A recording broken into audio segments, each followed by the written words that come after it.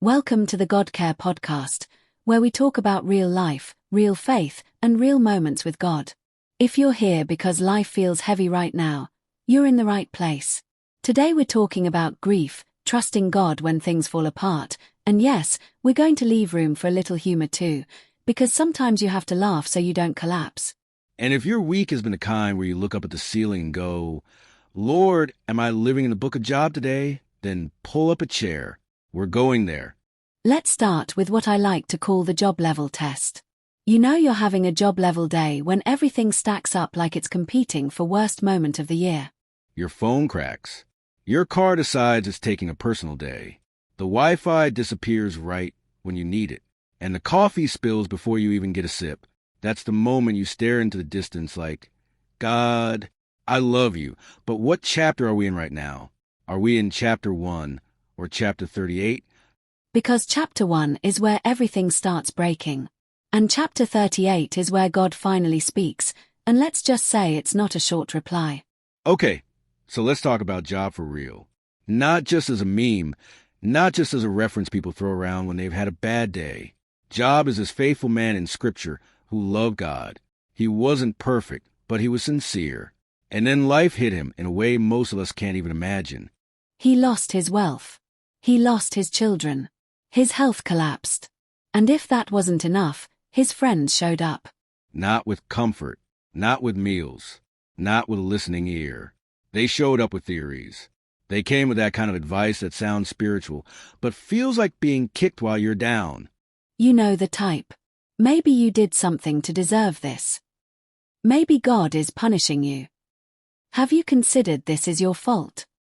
And Job is basically sitting there thinking, I came here to grieve, not to attend a blame conference.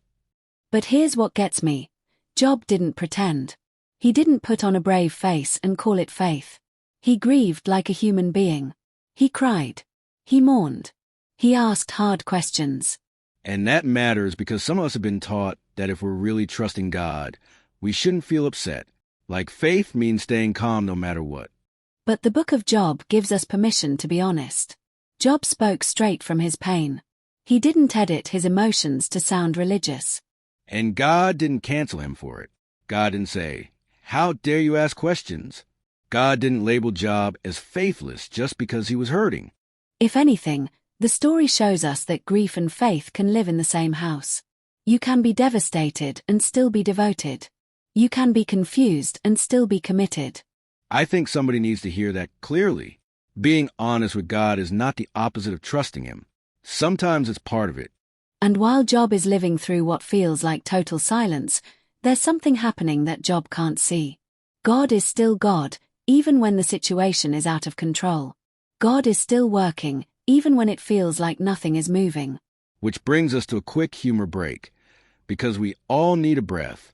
Imagine Job in modern times. Job's like, Lord, everything is gone. And one of his friends leans in and goes, have you tried turning your faith off and back on again? And Job is like, this isn't Wi-Fi. This is my life. But that's the thing. People sometimes treat suffering like a simple glitch. Like if you just say the right phrase, do the right steps, it'll all reboot. And grief doesn't work like that. Loss doesn't come with a reset button. Pain isn't fixed by shortcuts.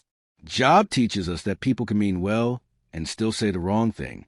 And if that's been your experience, if someone tried to explain your pain instead of sitting with you in it, you're not alone. Now, let's talk about the turning point.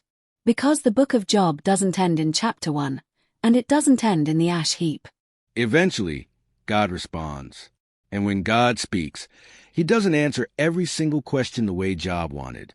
He doesn't hand Job a neat little bullet list that explains why everything happened. Instead, God reminds Job of who he is. God pulls Job's perspective bigger. It's like he's saying, I'm still here. I'm still holding the universe. I haven't lost control. As intense as those chapters are, something beautiful happens. Job's relationship with God deepens. Not because the pain was good, not because loss is somehow fun, but because in the middle of the mystery, Job encounters God in a new way. And then, in the end, Job is restored. Again, not as a cute moral lesson, but as a reminder that suffering doesn't get the final word. God does. So if you're listening right now and you're grieving, maybe you lost someone, maybe you lost ability, maybe you lost health, maybe you lost a dream, here's what we want you to know.